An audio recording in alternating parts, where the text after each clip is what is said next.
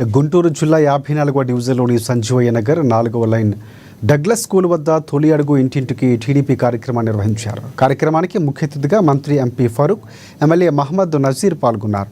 కూటమి ప్రభుత్వం ప్రవేశపెట్టిన సంక్షేమ పథకాల గురించి ప్రజలకు వివరిస్తున్నామని చెప్పారు. అదేవిధంగా ప్రజల సమస్యలు అడిగి తెలుసుకుంటున్నామన్నారు.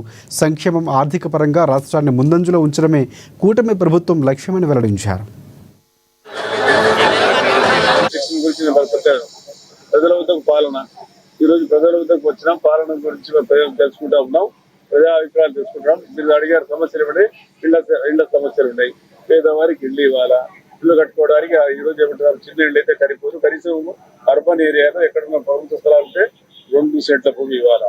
100 సెంట్లు అయితే సరిపోదు, 2 సెంట్ల భూమి అంటే సామాన్యం కాదు. 2 సెంట్లు అంటే తర్వాత గ్రామీణ ప్రాంతం ఉండే వారికి అయితే 3 సెంట్ల స్థలాలు ఇవ్వాలని చెప్పి ఒక నిర్ణయం తీసుకోవడం జరిగింది.